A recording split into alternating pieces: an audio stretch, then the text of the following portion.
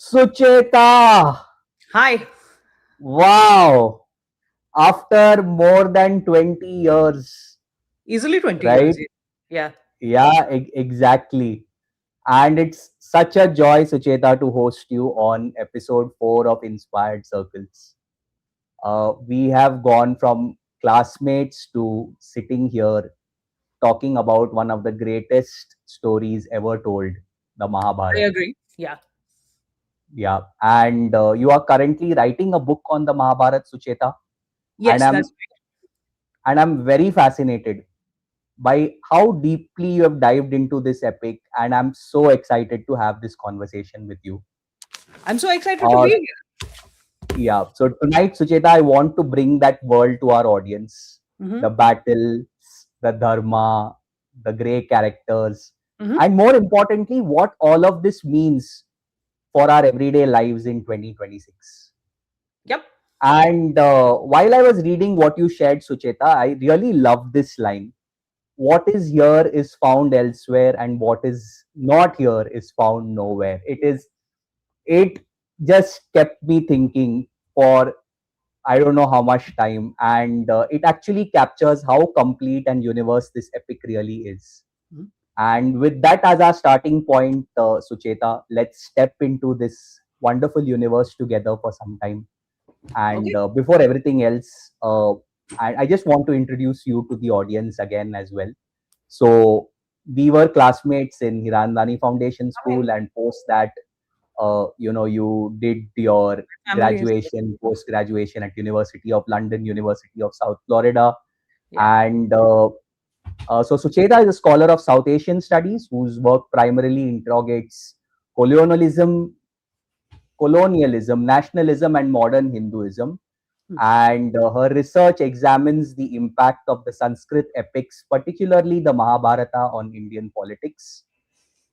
She also works with literatures in English, Hindi, Bengali, Marathi, and Urdu. And she's a faculty member of the steering committee for the Women and Gender Studies minor at University of Tampa, and also teaches classes on academic writing, cultural studies, global imperialism, and literatures of the British Empire. Wow, that's some introduction. So faculty page, you have to say things on the faculty page. So I have said things. So, how are you doing, Sucheta? Great. Ashoka, that was my son. He just came in and he has vanished because he's going to play a game that he can't Okay, quite get away from. So he but has. would love to have him back here. So, Sucheta, back in school, I honestly don't remember ever talking to you about the Ramayana or the Mahabharata. Mhm. When did this fascination begin, and what was that turning point moment, Sucheta, that pulled you into these epics? So, I mean, this story is sort of incomplete without a little bit of background about my family. And my father was a very interesting person. My father passed away in 2003, and he went to IIT and got 2 degrees there. But can I make a niche Bollywood reference? Yeah, sure, Yeah. please. So, you know the film Tamasha with Ranbir Yeah, Kapoor and yeah, Deepika. yeah, yeah. My father was that young man, right? He wanted to be a storyteller, but he Okay, was, there was a lot of pressure on him from his family as the only son, the only child, to go to okay, IIT. But he just sort of like dreamed in stories, wrote songs. So my father used to write songs in 3 languages. And okay, before I was born, my father wrote a rock opera called Operama, right, on the okay, Ramayana, right? And it's based quite a lot on R.K. Narayan's Ramayana, right, which is a okay, 1978 book that comes up again. It's a good book. It's based on the Tamil 10th century Kampan Ramayana, right? okay, And when I was growing up, my father was writing the Mahabharata play, which is Jaya, okay, right? okay. Incidentally, there's a show of the play tomorrow. If anybody would like to go, I believe they are at St. Oh, Andrews. oh, fantastic. Okay, Yeah. nice. Okay, So I was just around and I read pretty much everything he was reading. So I'm reading Iravati Karve, who is this wonderful sociologist, writes a book in the 60s about Mahabharata characters from a sociological perspective. I was watching Peter Brook's Mahabharata when I was 7 or 8. Yeah, I watched the whole long version of it. Like there is a short Okay. version of it and there is a 9 hour version of it because of course it's the Okay. Mahabharata. So it was sort of like my early reading, a lot of my early reading was about the epics, Okay. right? Or talking to my father about the epics, right? Hmm. So that's really how I started out. Yeah. Fantastic. Fantastic. And right now, you're in the middle of writing a book on the Mahabharata, right? Mhm. So, what stage is it at right now, and by when can people expect to hold a copy in their hands? Okay, so let me tell you a little bit about this book. So this is an example of a book written by a scholar of Bible studies, right? Okay. And it's part of a press called Rutledge, which is an academic press. Okay. Generally, they publish books for other scholars, but they have this series called The Basics, right? Okay. And they have these books that are not just for academics, right, but Okay. also for general intelligent readers like you that just want to know a little more, which are written by people who are experts in the specific field. So this is Bible the Basics, they have Hinduism the Basics, they have Jainism the Okay. Basics, right? So I signed the book contract last year, and I know it takes a long time to write these books because again, you can't be wrong, right? Like if I'm Correct. talking about the geography of where the Mahabharata is sort of set, right?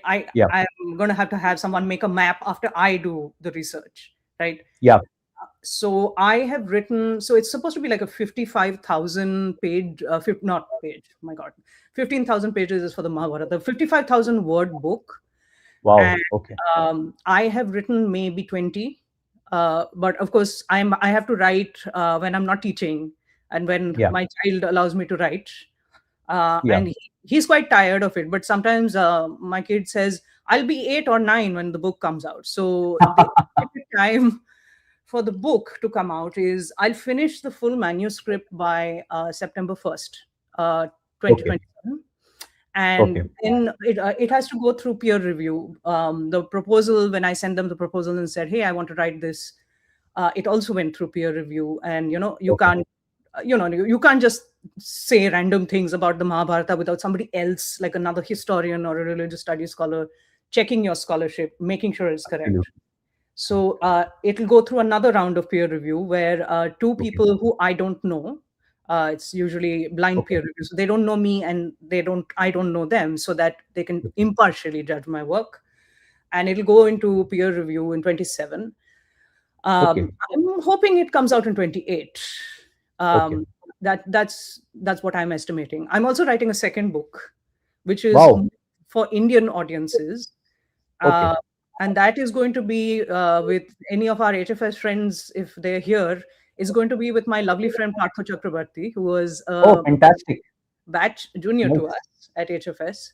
Yeah. And this book is more about masculinity in the Mahabharata, and like how Wow. masculinity is portrayed Okay. using certain ideas from the Mahabharata. Like if you think about it, Dhurandhar starts with the Bhagavad Gita, Yes. right? But that's a very interesting set of things going on, which are not all right and not all wrong. But how Yeah. do we like locate ourselves in this time when men are being encouraged to be very militant, or like that's becoming the way they want to portray Hinduism. Is this good for us? What does the Mahabharata actually say about friendship and fatherhood, leadership? Yeah. So yeah, we're working that out, and that will be a book of nonfiction, and that is something that you might expect to see, say, in Crossword and things like that, right? Okay. Also estimated to be 2008, though. When every time I say that, I am panicking because that means I'm writing two books at once. Yeah. Uh, but yeah, so that book is going to be called Muscular Mythologies or Muscular Mahabharatas, one of the two. We are still debating the title. Fantastic. Wow, Sucheta, amazing. Two books on the Mahabharata, and really, really looking forward. And I hope if Partho is there, again, a very inspirational person. And Yeah. I'm sure, yeah, both the books will turn out amazing. So fantastic. So, Sucheta, let's now dive deep. Okay. Let's get into the Mahabharata, right? And for most of the people who know the Mahabharata, think it's like Pandavas versus Kauravas, right? A big war happens. Can you set the context here? Where did this epic originate? And you speak about 18 Pauravas, right? Mhm. And what are these Pauravas actually about, Sucheta? See, conveniently, I have my notes right here because I Yeah, finished writing the introduction of Mahabharata, the basics, which essentially answers some of these questions. And it's yeah, difficult, like to remember a lot of these dates, even correct, out of hand. correct. I often see, I must say this, I often see people talking very confidently about the Mahabharata. And I'm like, itna confidence to mere paas bhi nahi hai after doing this for 20 years. But okay, Okay, so here's the thing, right? The what is the Mahabharata, right? So of course it's one considered one of the longest texts ever written, right?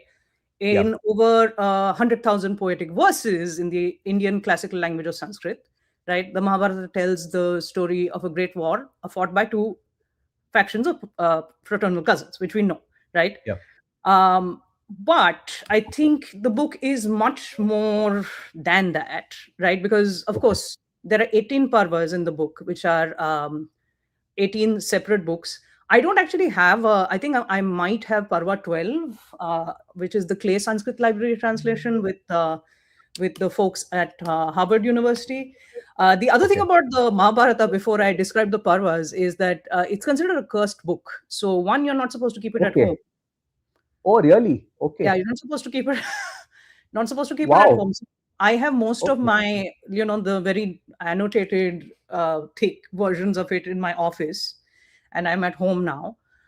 okay, And if you do keep it, you're supposed to keep a book called Sukh Sagar with it, right? So to okay. sort of mitigate the effects of the conflict and, Oh, like wow. the apocalyptic war, which kills 1.6 billion people.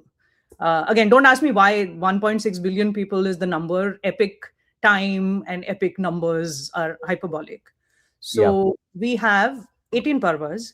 The Ramayana is divided into kands, Ayodhya Kand, Bal Kand, etc.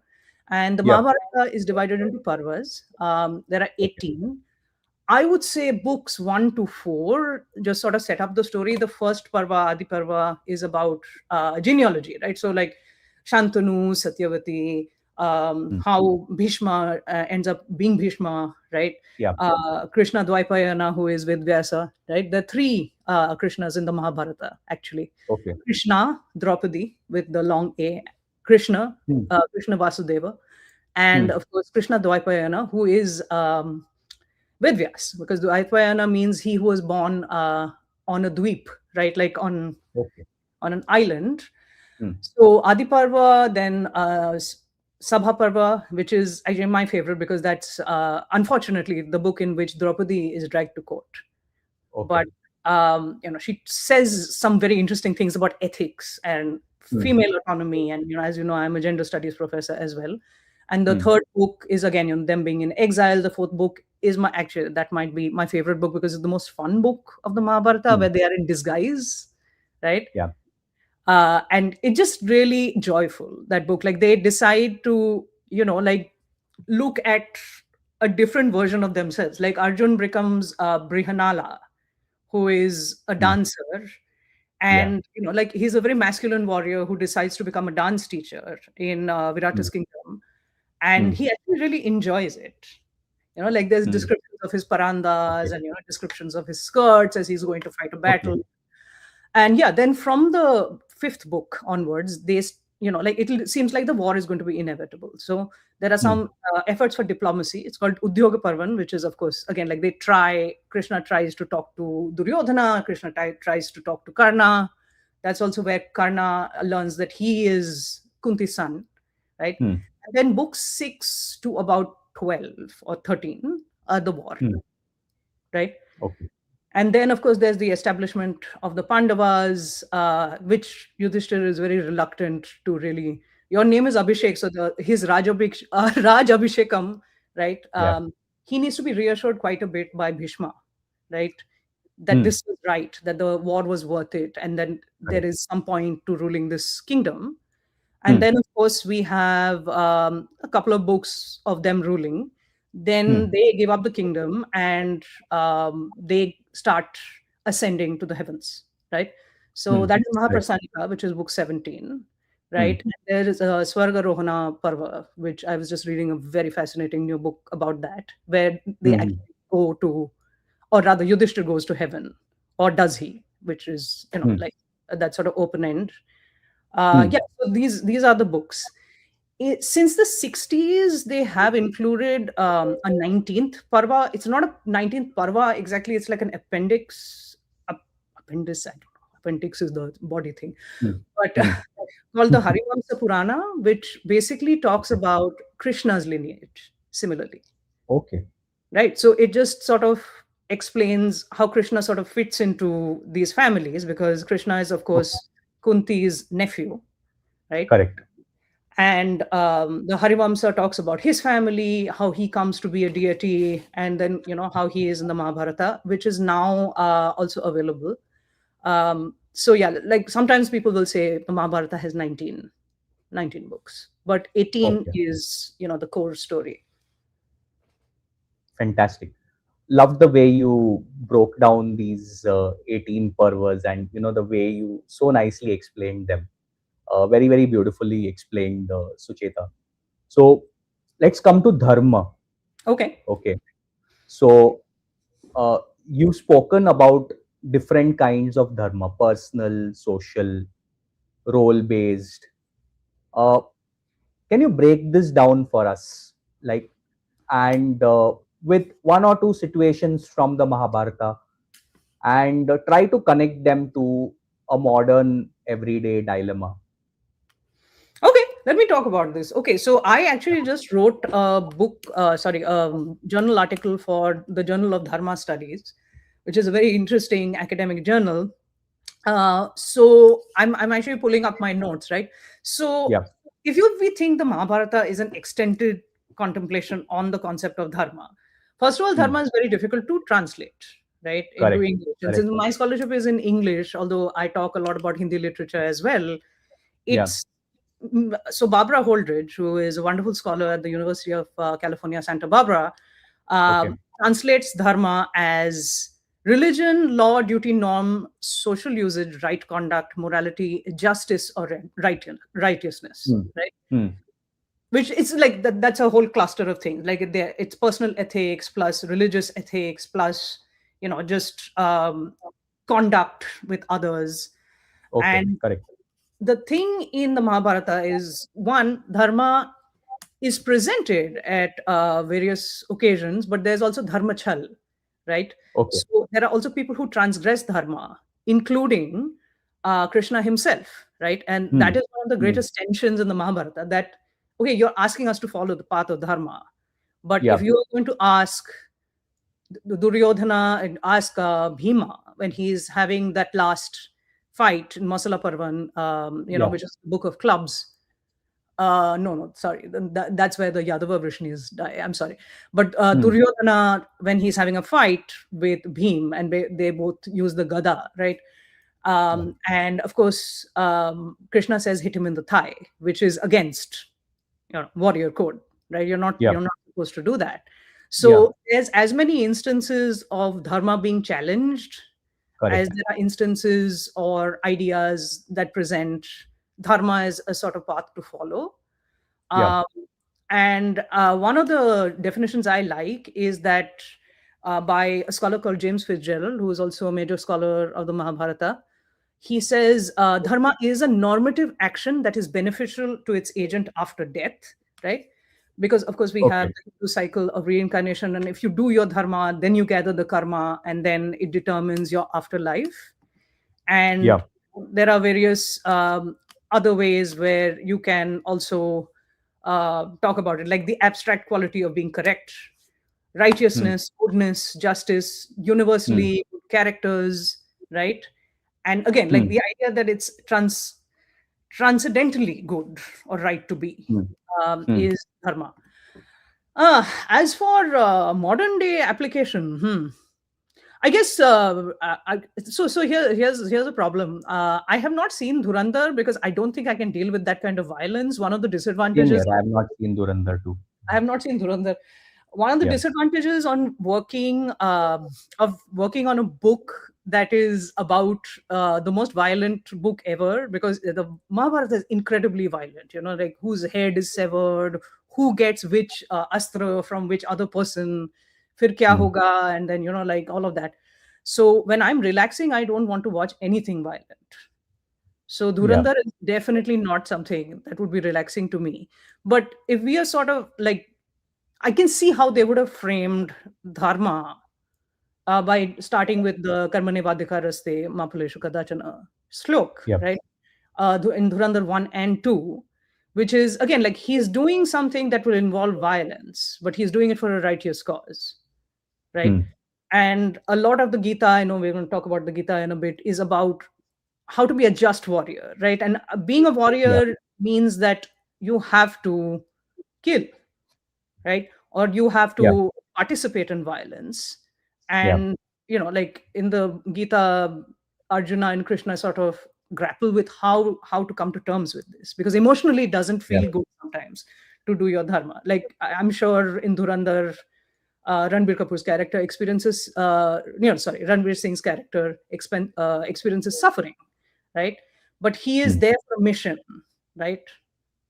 And he is there to achieve something, and Yeah. you have to sort of keep your eye on the prize. Um, Yeah. so I'm guessing that's how they're framing it. Hmm. Fantastic. Fantastic. I mean, yeah, like love this perspective, and uh, yeah, we will talk more about dharma in a bit when we come to the Gita, right?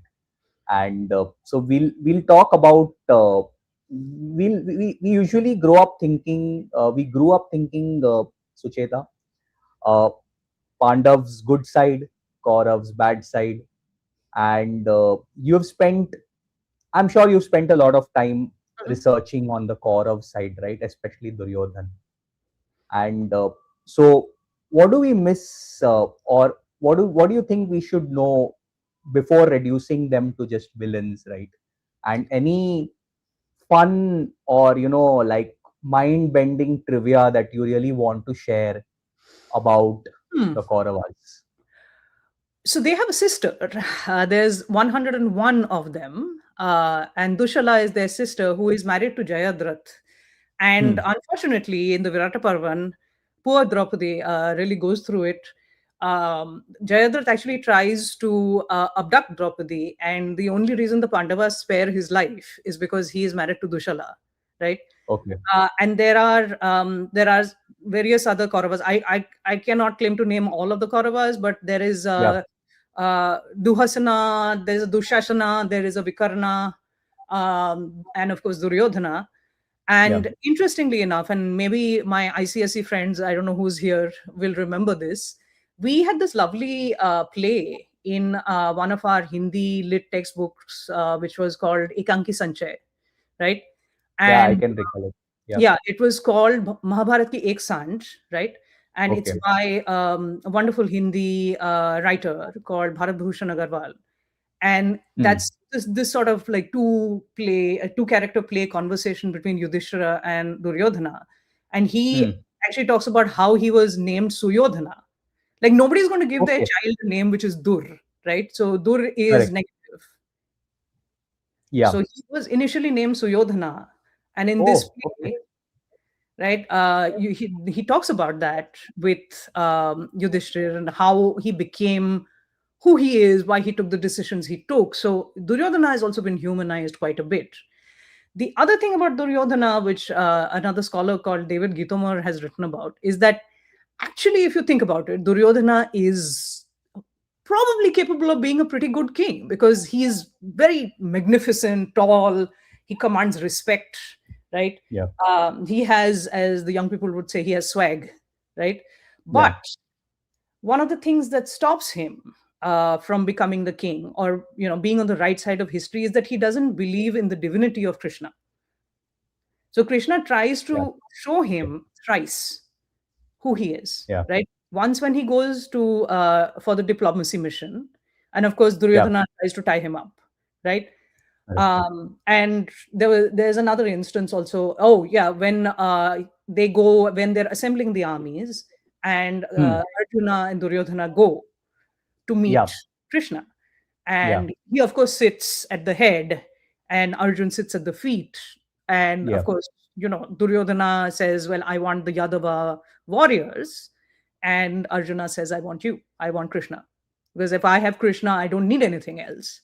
And even at Yeah. that point, like Duryodhana is not really, he's not convinced that Krishna is God, right? So the way the epic is framed now is that there is a chance that any one of them would have been a good king, including Duryodhana, right? Karna, of course, there is a lot Okay. of discussion of Karna has perhaps having been the best king. And, if the Yeah. secret of birth was known, he is older than all of them, right? Correct. That establishes the primogeniture thing. Though, of Correct. course, because of Niyoga, which is the practice where kings cannot sire their own children and they have to arrange for other men, distinguished men, usually Brahmins, demigods, to sire their children.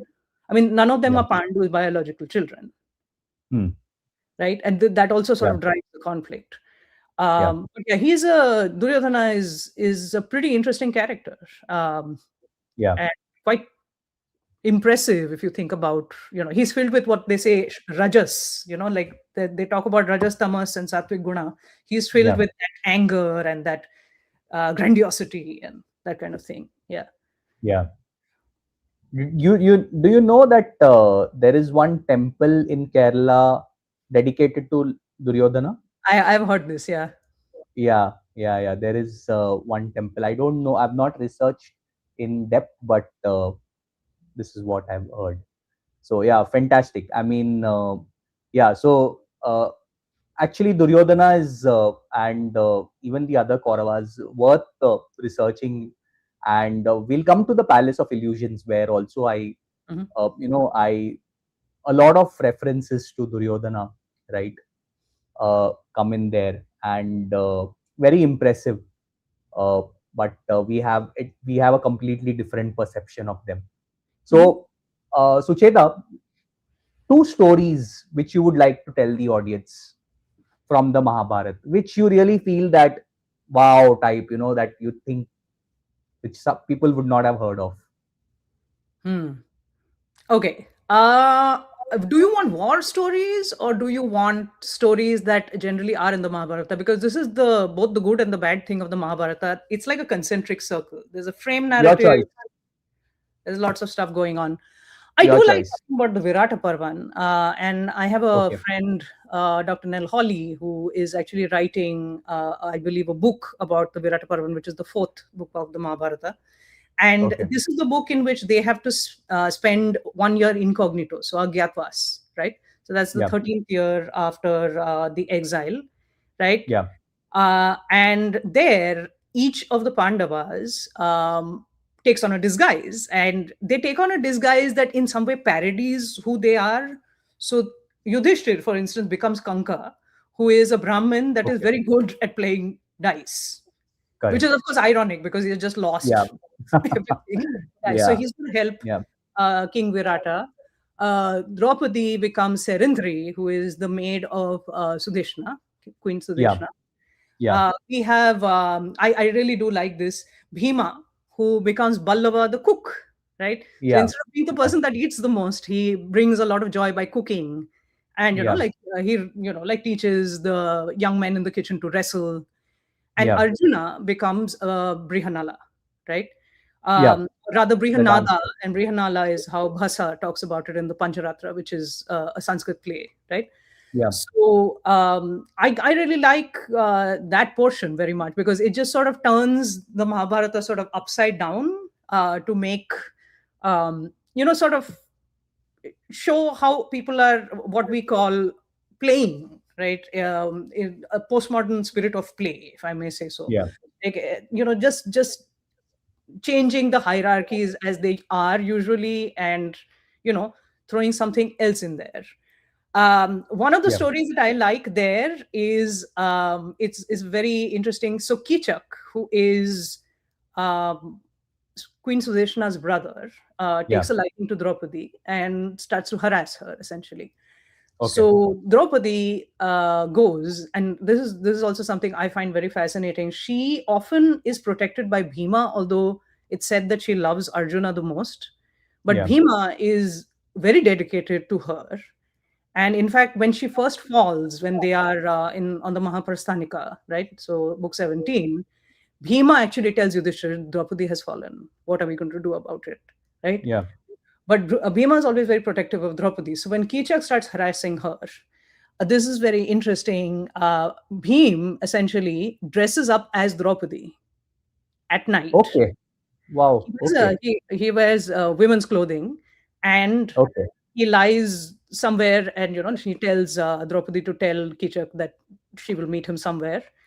And there is like a 16th century poet. I'm Vishnu Das. I don't know. I'm forgetting the name exactly.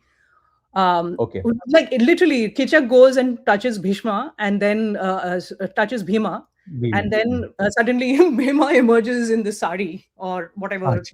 the ancient form of the garment Okay. was.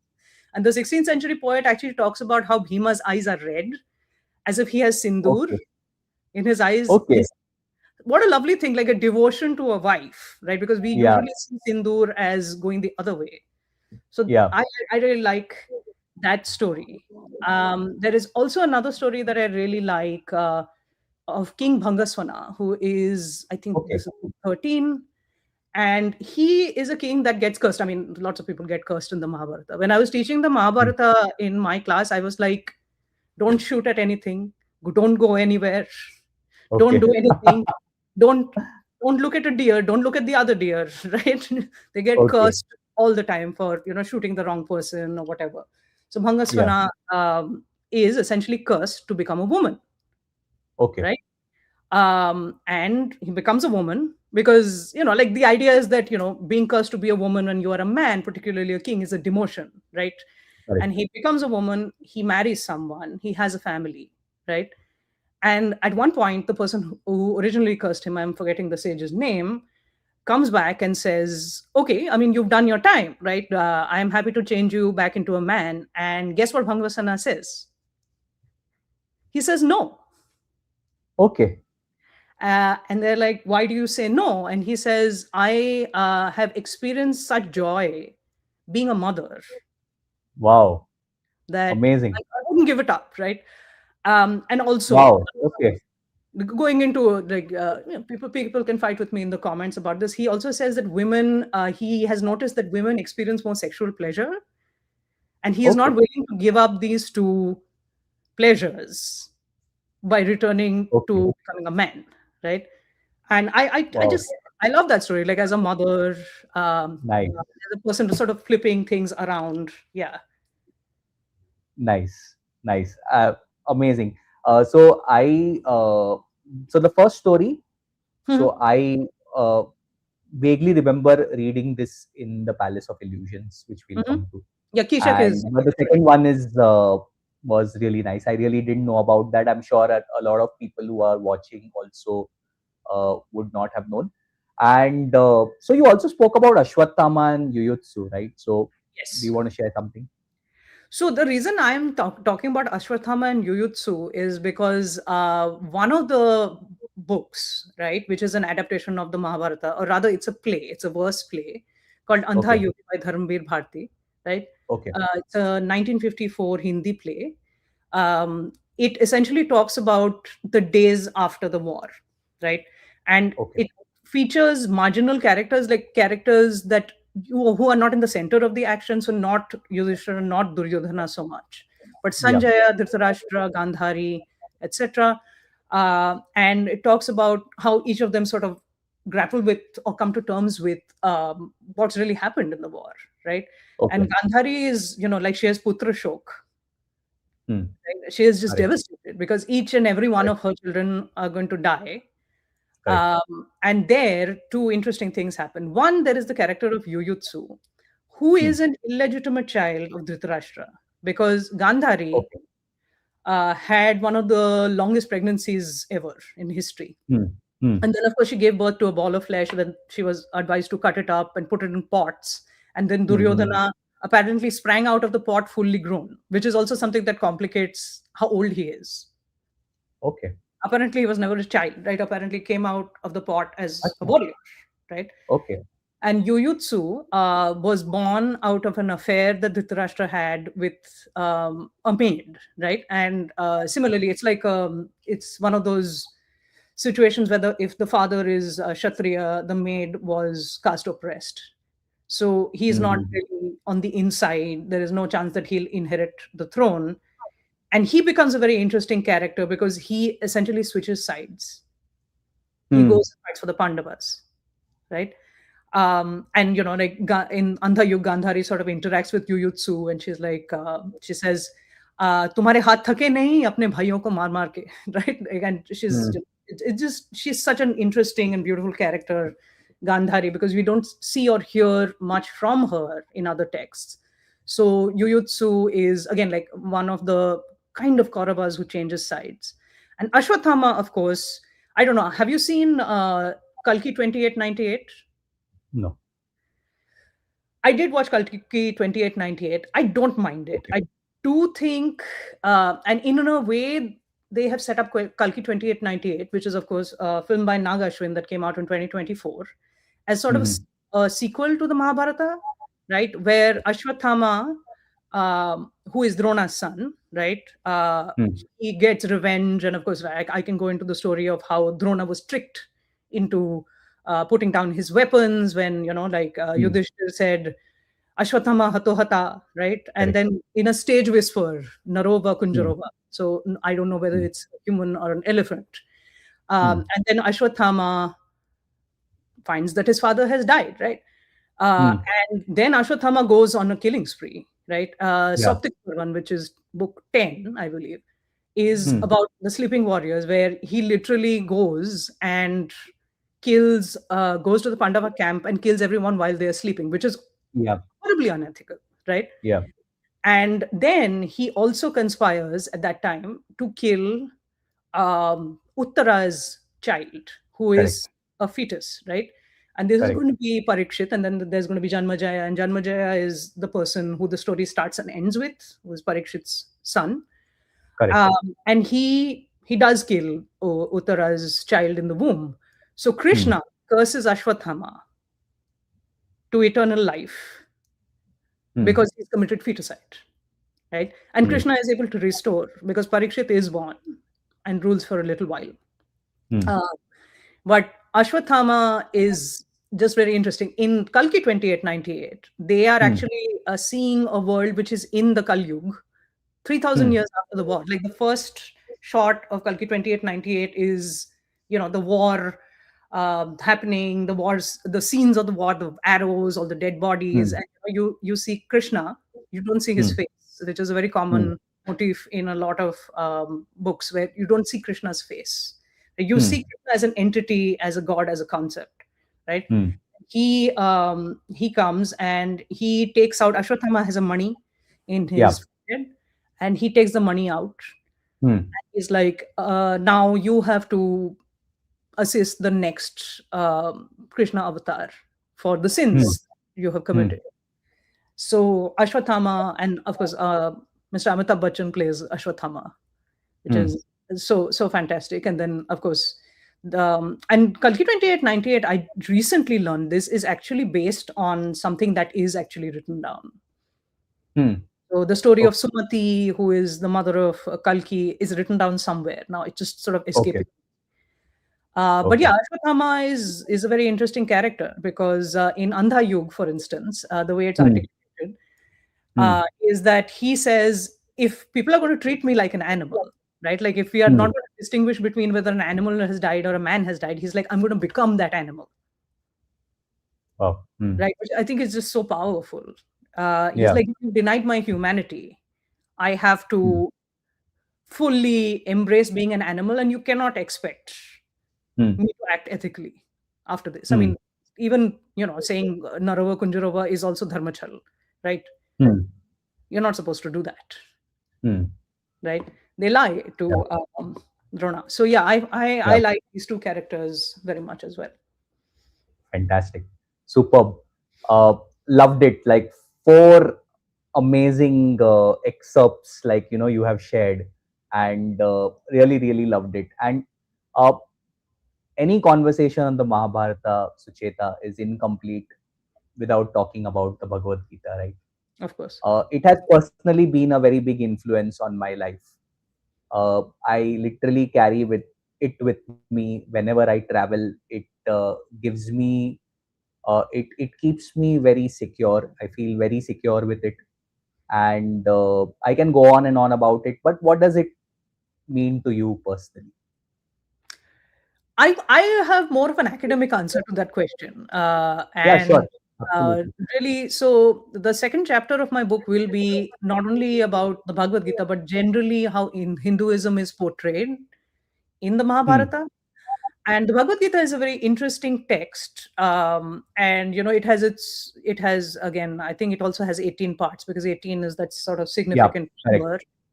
And it talks about why you have to do certain things that you are preordained to do, right? Yeah, uh, and of course it's also called a theophany when God reveals himself. So that is the point at which Krishna says, look, I'm God. Because Krishna is both Arjuna's cousin and friend. So yeah, Arjuna does not know, and then Krishna shows him the Dashavatara, and that's usually the picture that everybody has. When Krishna is in his yeah. all his glory, and then Arjuna is Yes, holding his hands. yes, yes. So that's the Bhagavad Gita, and among many other things, and of course he says you should do your actions without thinking about the fruit of your actions. Yes. He says yato dharma tato jaya, right? Where there is dharma, there will be victory, right? Okay. Yes. And he also actually talks a lot about, again, rajas, tamas, and sattvic guna, right? Yeah. How you can lead a righteous life. Yeah. So what he essentially says is that Arjuna is his instrument and he is God, Krishna. Yeah. And whether Arjuna kills all these people or not, I was reading another part of the Gita yesterday. Okay. These people will die because the war was supposed to happen. Yes. So the question is whether Arjuna wants to be a participant in something or not. Yeah. And we are Arjuna is being discouraged from the not, right? By Yeah.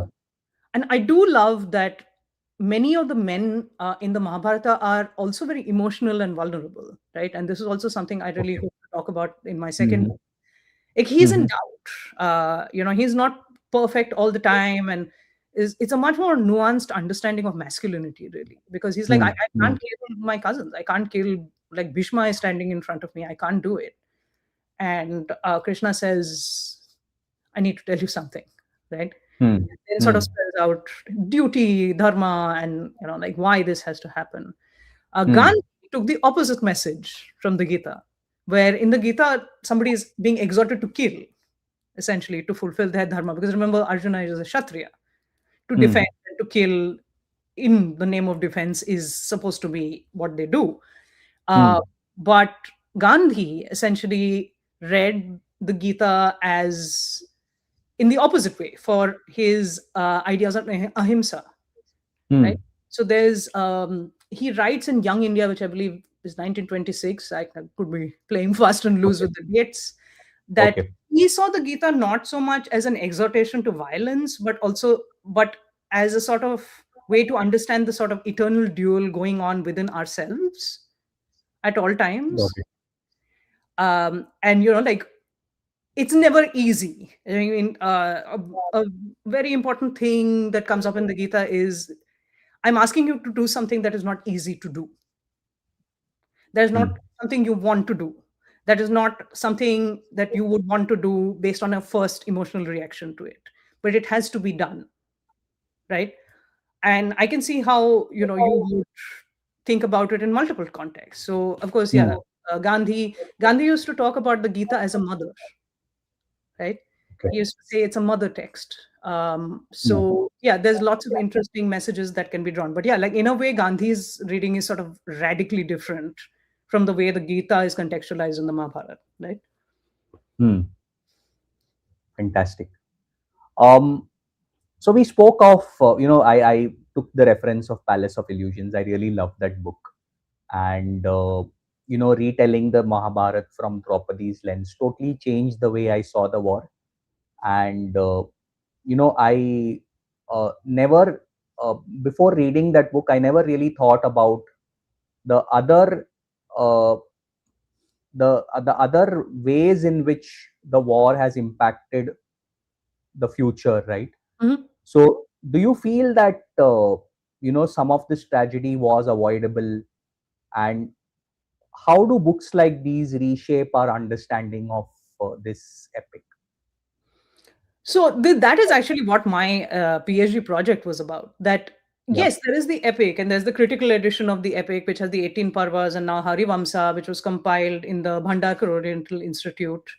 There is Hmm. another version called the Vulgate, which is again in more I don't know, casual is not the right word, more vernacular language, right, Hmm. than Hmm. classical, by Nilkantha Chaturdhara, right, which also inspired another translation by Kisari Mohan Ganguly, who is writing in the 19th century. Uh, Hmm. but yeah, like one of the things that comes up in one point I'll make that will be uncontroversial, the other point will be controversial. Sorry, Hmm. not sorry. But the war could not have been avoided, Okay. right? The war was a righteous war, right? There was Hmm. no, it was not clear who is supposed to inherit the throne. Because you see in the Adi Parvan that first Hmm. Pandu inherits the throne, Hmm. and then Pandu gets cursed, and then he goes to the forest, and Dhritarashtra Hmm. takes over. But you can also look at it from the other angle. Like, why would you deny Dhritarashtra the throne simply because he is disabled? Right? Hmm. A lot of people write about very interesting articles about disability in the Mahabharata, seeing and not seeing, and other Hmm. kinds of disabilities.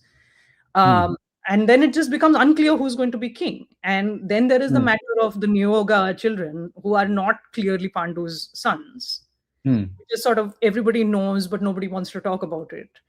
Hmm. So there is no clear establishment. I mean, you, if you want, you could even blame Bhishma for the war, because he started all of this by saying he's not going to assume the throne because Shantanu wants to marry Satyavati, and he abdicates, which is Hmm. when he takes the Bhishma Pratigya, right, which Hmm. makes Hmm. him Bhishma. Hmm. But if he had essentially carried on the line, there would have been less confusion. Yeah. But he becomes a sort of grandfather figure who sort Yeah. of intervenes and brings brides for Chitrangada, Vichitravirya, and all of those folks, but he's not Hmm. Hmm. king, right? So it could not have been avoided because it was not clear who was going to rule the kingdom. The Yeah. other thing, and I think this is something that I like that the Palace of Illusion does, is that it really questions. Constantly hear people talking about this, right? I constantly Hmm. get people talking about this, and they're like, Draupadi caused the war, right? Yeah. That, have you heard that? So Draupadi caused the war because Yeah. the Vastraharan happens in 2.27. I feel like I'm going to get a 2.27 tattoo, which is, the Vastraharan scene, which is Hmm. an incredible scene where you see a woman speaking about politics. Like, that's why I like Yeah. Draupadi so much. Like, she knows about Rajniti. Hmm. And they keep saying Draupadi caused the war. Well, if Draupadi had caused the war, right? This is my rejoinder to that. वो भगवत गीता में नहीं होता. भगवत गीता में Hmm. तो सब कुछ है. तो अगर द्रौपदी ने Yeah. वॉर कॉज किया है, युद्ध, ये धर्म Hmm. युद्ध जो है, वो Hmm. कृष्णा नहीं बताते अर्जुन को. That Hmm. would just be left for us to guess. So that's not Yeah. true. And one of the other things that is said, right, is that Draupadi laughed at Duryodhana when he comes to that palace in Correct. Indra, right? And he slips and he Correct. falls. And Draupadi says, like, blind son of a blind father. But Hmm. here's the thing, like this here, I'm just gonna step a little bit into English literature to pull a reference. So Margaret Atwood, who wrote The Handmaid's Tale, she's a Canadian author, has a saying: Hmm. men are afraid that women will laugh at them, and women are afraid that men will kill them. There's a Hmm. big difference between making fun of someone and humiliating someone in court. And Yeah. it's a sexual assault. Hmm. In a way, they are challenging that, her autonomy, her bodily autonomy. And we are not told what the plans are for Draupadi if the Vastraharan continues. It's just that it stops, Yeah. right? And interestingly, the B.R. Chopra Mahabharata, insists that Krishna saves Draupadi, right? Hmm. And Krishna appears, like we all remember that very Correct. famous scene where Krishna appears on Correct. the side. The critical Correct. edition does not have Krishna saving Draupadi. Okay. She saves Oh, herself okay. because she makes such a good argument to Dhritarashtra ki how can somebody bet me away, right? When they have lost their own self. Yeah. Sure, I'm a wife, but like if you don't have, you know, autonomy over yourself, how can you wager me after? Right? And Dhritarashtra is very impressed, and everybody is very shocked, and the endless Okay. garment thing does happen, and actually Draupadi manages to free all of them. She's like, because Dhritarashtra says, "I'll give you a boon," and he says, she's like, Oh, "I'll free my um, husband because that's all I need," right? But here's what happens, and this I actually recently realized when I was reading this, and this is a great translation of the Mahabharata. It's still 600 pages. There's no getting around okay. the Carol Satyamurthy's modern prose translation for Okay. Norton. Apparently, they're about to leave the kingdom. Like Draupadi has got everything back for them, right? Acha. And I believe Dhritarashtra is like, oh, now that you've asked for your husband, you're again demonstrating how you are an outstanding woman, and I'll give everything back to Yeah. you. They get back on the chariots. They're about to go back to Indraprastha, right? And Okay. Duryodhana is like, usko वापस बुलाओ. So he sends a messenger Acha.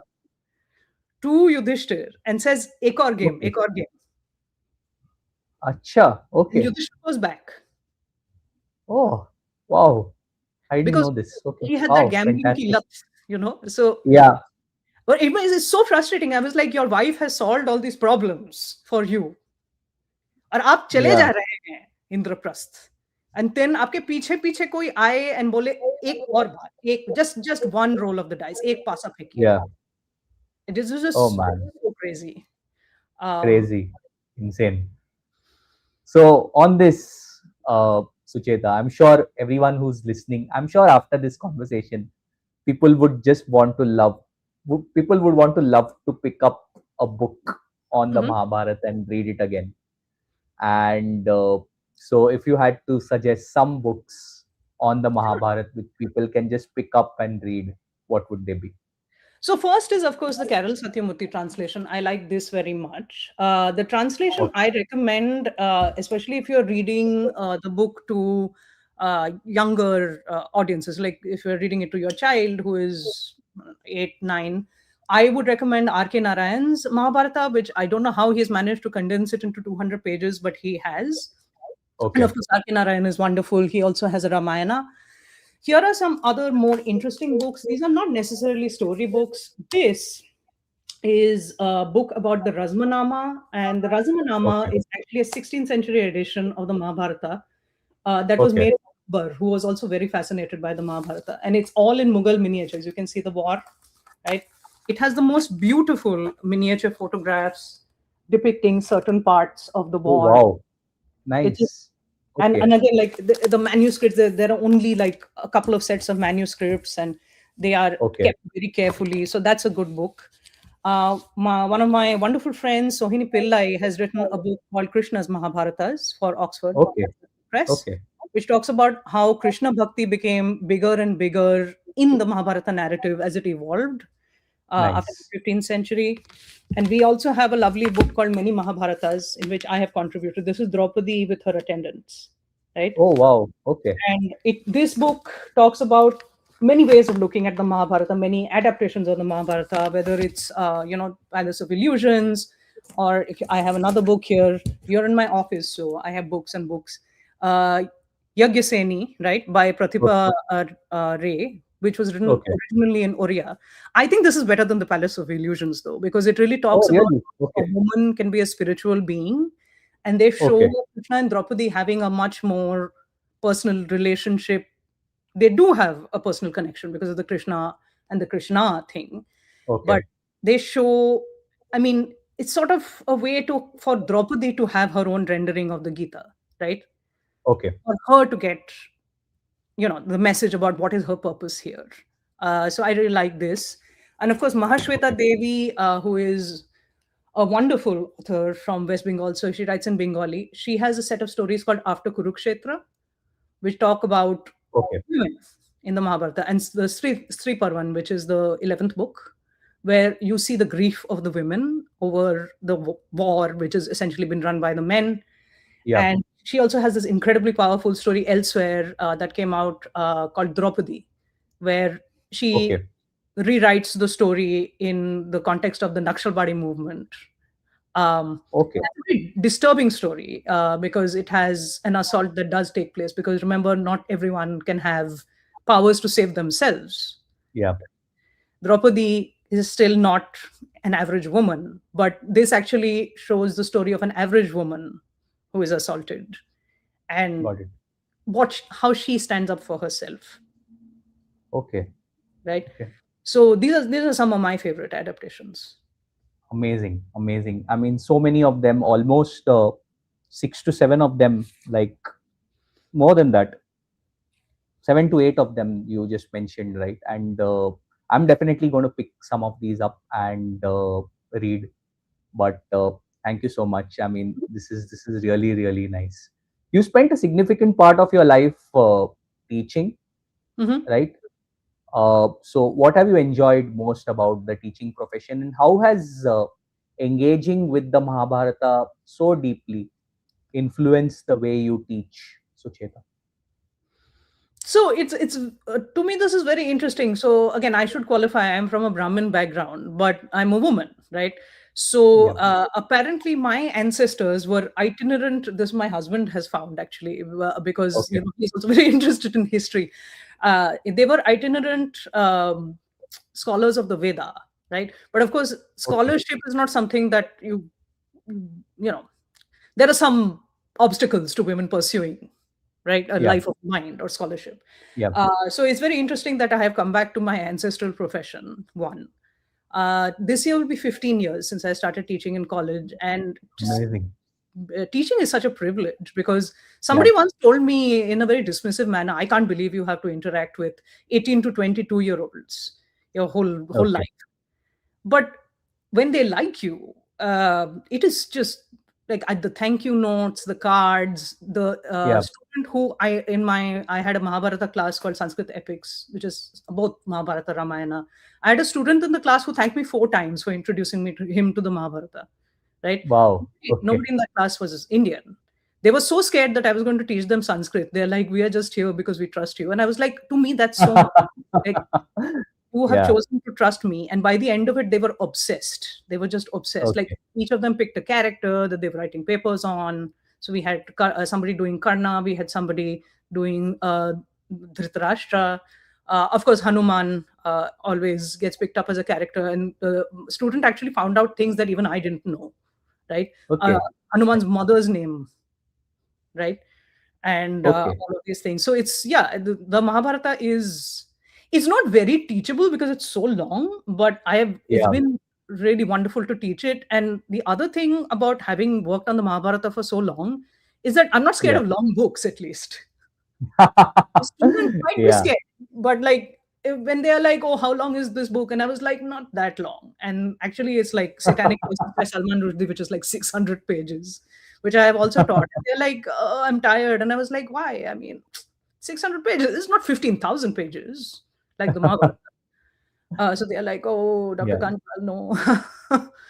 So yeah, like I'm not afraid of, and I'm not afraid of ambiguity. Like Mahabharata is a Yeah. text that doesn't give us perfect answers, and I think it's very important for critical thinking to just sort of sit with the idea that nothing is perfect and there are Yeah. no Very perfect true. solutions, right? That is, if you can learn one thing in college, it should be that there are no easy answers, and there are great characters, and like morals and ethics are very context driven and stuff. Yeah. You briefly touched upon Sanskrit. I studied Sanskrit for 5 years, 2 years under Dr. Krishnan, and it really changed the way it changed me as a person, and it really, really influenced me. What's your take on Sanskrit, especially for young learners and for people who want to engage with this language and with our classical texts Mhm. more deeply? Sanskrit is awesome. And in fact, when I first learned Sanskrit in my school in Delhi, where they had the compulsory Sanskrit until the sixth grade, which was mostly Sanskrit grammar, like gachati, like gachami, and all the Yeah, declensions and things like that. yeah. And unfortunately, when you're like in the fourth and fifth and sixth standard, you're not really paying that much attention. This is also partly why I didn't talk about the Mahabharata in the fourth standard. Like, really, you all would have run away from me if I talked about the Mahabharata. Like, it's boring, right? Now, Yeah, in fact, young people are much more into the epic text because there are yeah, so many different versions of it, and I kind yeah, of love working with young people now, because at least a lot of Indian young people have read at least Palace of Illusions, or they'll have seen Rajniti, or they want to yeah, talk about stuff.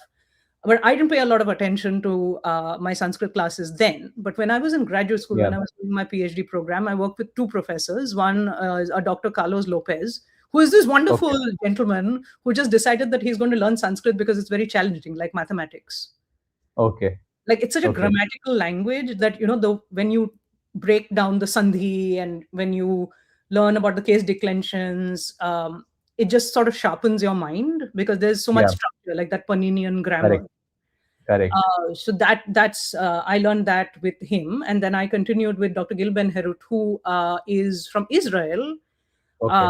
And you would not believe this, but there is a huge community in Israel where who like study the Sanskrit epics. Like, I believe there's a major university Wow. in Tel Aviv where, Okay, in fact, somebody's just from Israel just written a book about the Bhagavad Gita, the philosophy of the Bhagavad Gita. It came out last year with Cambridge.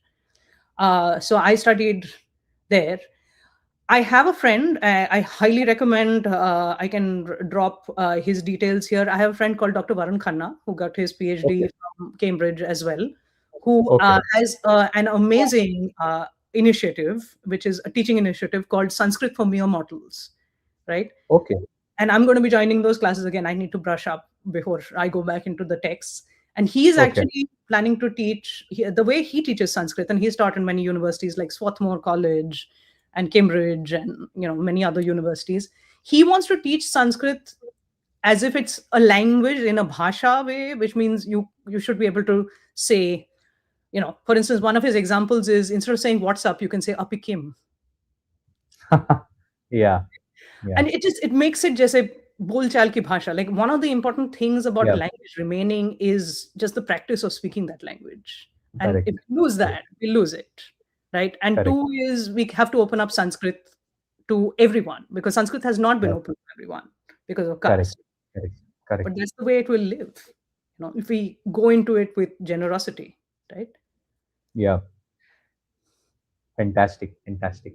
And yeah, I'll definitely check out Dr. Varun Khanna's initiative, Mhm. and fantastic initiative. In fact, when I was recently at a temple in Goa, so someone was actually uh, uh, a Guruji was telling someone that you know how important it is to promote Sanskrit and to ensure that it stays alive. But you're absolutely right. Unless we start speaking, uh, then it's And not reading going to just, regularly, yeah, and just reading. Yeah, true, true. Sucheta, you're writing a book, and this conversation that we are having is going to live on for years and years together, right? And that's scary. I hope I have not said anything untoward. so no, but I'm sure someone who would want, who's a budding writer, what three tips would you give to budding writers who who want to commit to such long term projects? I have three tips: read, read, and read. It's like that scene in Kabhi Khushi Kabhi Gum. Budding writer होने के लिए आपको सिर्फ तीन चीजों की जरूरत है: reading, reading, and reading. Of course, you should write, but again, just read everything, right? Read generously, Yeah, read carefully. If you don't understand, read it again, right? yeah, And when you start writing, be open to what you will learn in the process of writing, because I also teach a lot of writing. Sometimes, like, when you start writing something, especially something as long as a book, you may start with one idea and you might end up on the opposite side of that idea, Yeah. right? You might start by, like, I started my PhD wanting to write about, hey, the Mahabharata is great, but of course in scholarship you have to make a more like critical argument than that. And I was like, Yeah. the Mahabharata is also being misused, by people to support exclusionary politics, right? Yeah. When actually the Mahabharata itself shows us that people are far from perfect, power corrupts, you Yeah. know, uh, Yeah. women can be angry, men can be weak, Yeah. uh, and again, like that's just real. So Yeah. yeah, read and write. Try to read in multiple languages if you can. I know Yeah. we were going to talk about that. I have a master's in Hindi literature. Actually, that's my master's from the University of London, right? And this Yeah. year I published about two pieces of Hindi literature. The first text ever written in modern Hindi, right, which came out in 1810, called the Prem Sagar by Sri Lalu Lal, and Yeah. Antiyug by Dharmveer Bharti, which again Okay. is the play I talked about. So I've written about that, Okay. and there are two publications out now. Yeah. Yeah. Okay. While we were in school, you were one of those rare few, right, who were very clear about what you wanted to pursue. You were really, really clear, Sucheta. And I always keep uh, quoting your journey to anyone, to folks who really want to, who want to stay laser focused, right, in life. What kept you on that path, Sucheta? Very curious. Like, how come you were so laser focused? Honestly, I mean, I remember talking to you about this because my first job after finishing my BA in English from Xavier's, where I also studied with a wonderful Hindi professor called Dr. Asha Nethani Daima. I wanted to Okay. double major in Hindi and English, but they were Okay. like, we were not going to be able to make it work with the university because not enough people take Hindi lit. And Yeah.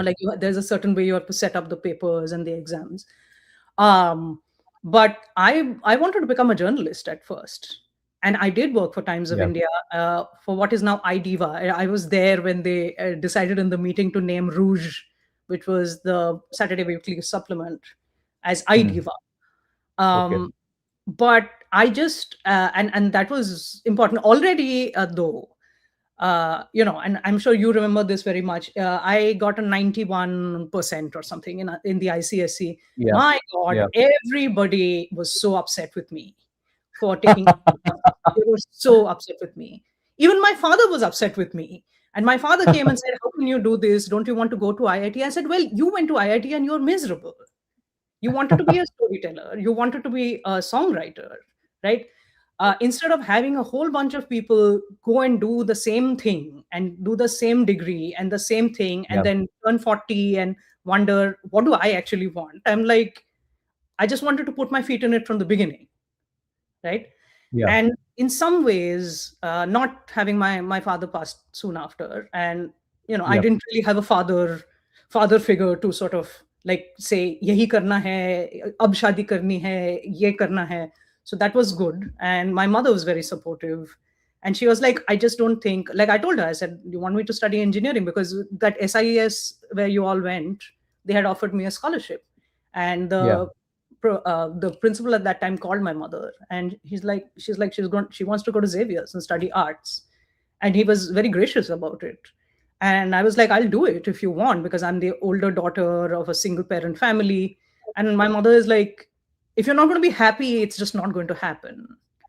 And everybody shouting Yeah. at me, from the building watchman to you know other people, right? I once remember, I'm not going to name the institute, but I think people will Yeah. understand who this is. I was talking to someone from a very famous engineering institute, Okay. student from a very famous engineering institute. He has since become a fabulous math professor.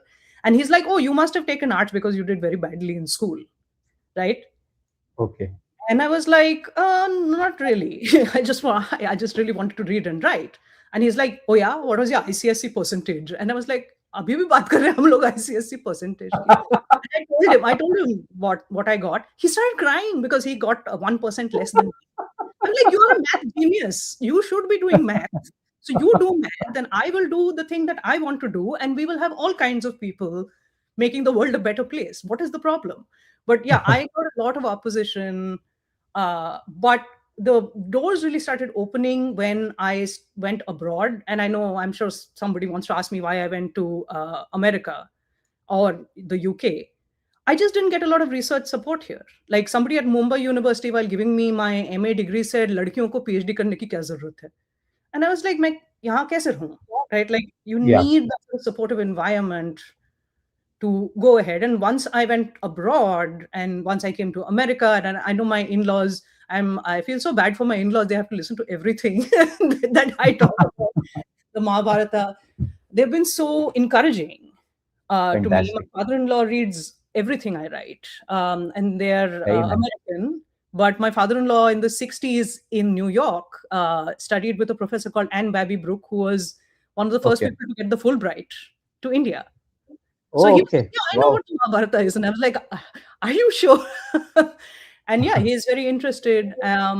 But what helped me stay laser focused is I just knew that doing what everybody else wants you to do would not make me happy. And if I was not happy, I Yeah. would make other people in my life unhappy. And I didn't want that. And on this side, it's very different, right? I turned 40 last year.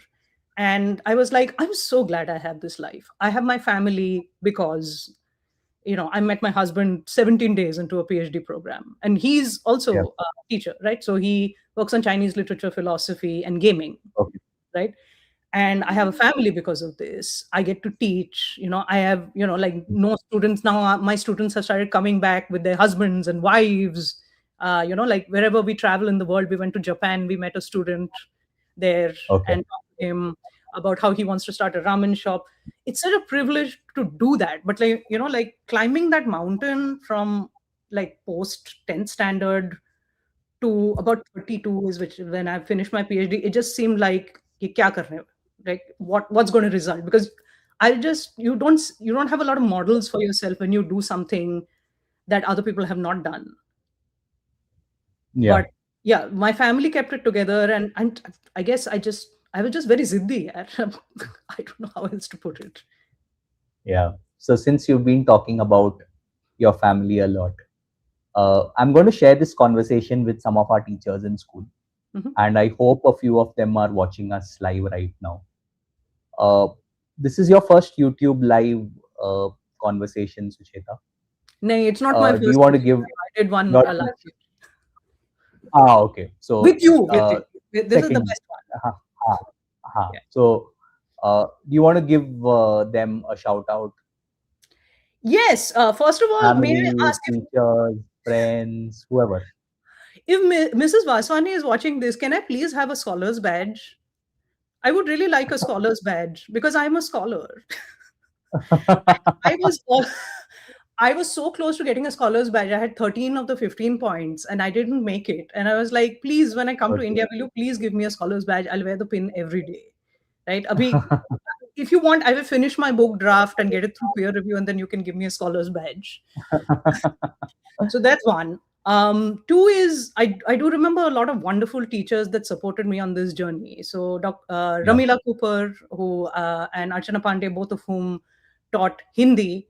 And as you know, I was always very interested in Hindi. I actually went to a Hindi medium school till I was in the fifth standard in Delhi. Oh, So really? yeah, Okay. that's also why I continued to work with Hindi, because I learned everything in Okay. Hindi till the sixth grade, like math, social science, bhugol, right? Yeah. Uh, you Got it. know, vrit ka kya aakar hai, everything.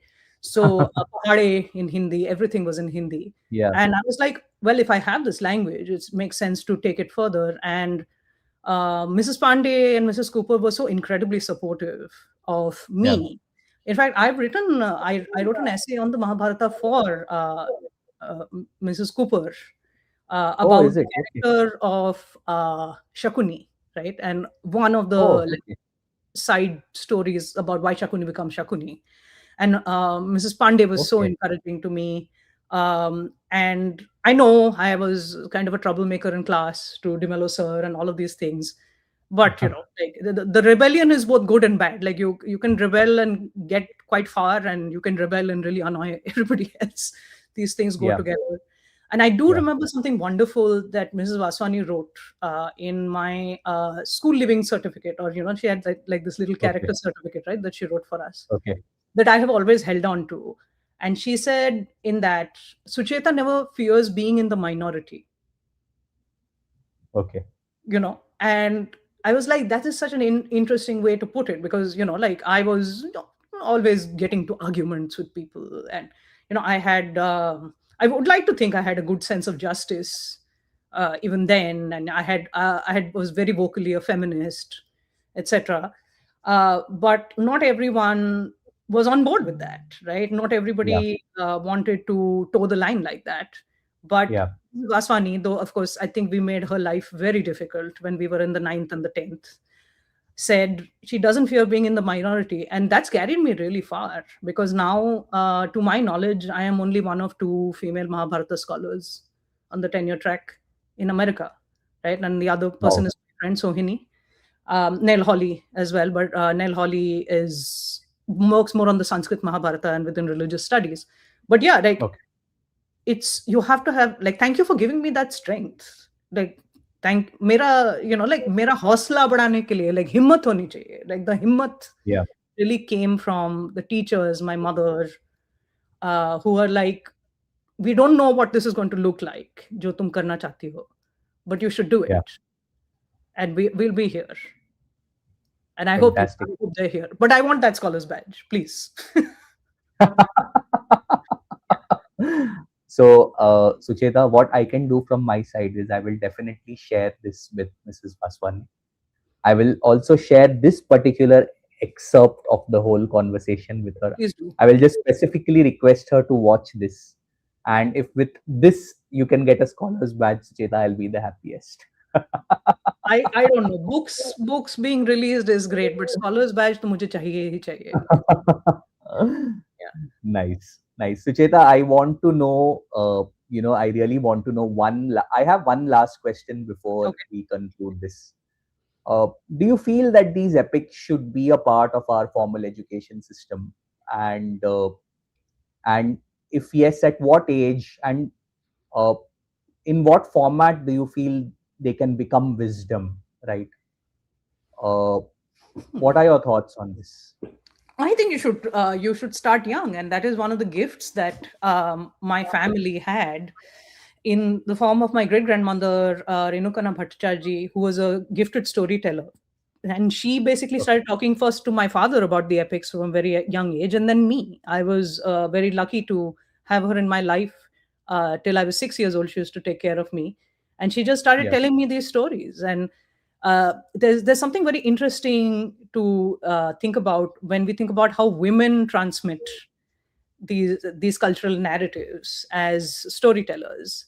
Yeah. And in fact, one part of the Mahabharata says this is the Veda for women and Shudras, right?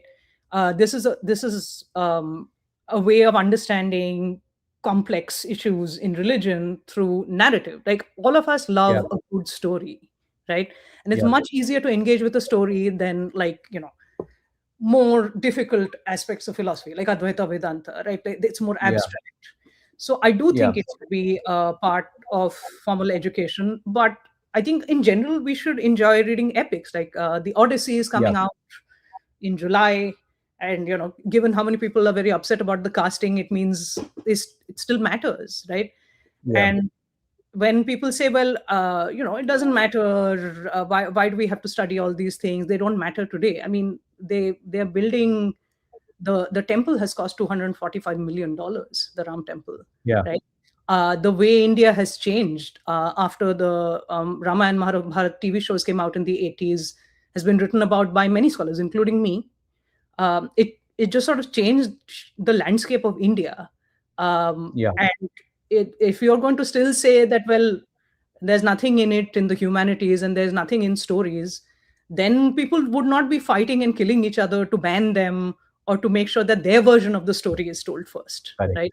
Correct. Of course, this matters because people are Correct. willing to, pran jahi par vachan na jahi, right? Like, in Ramcharitmanas it says, like, people are willing Correct. to fight for these stories.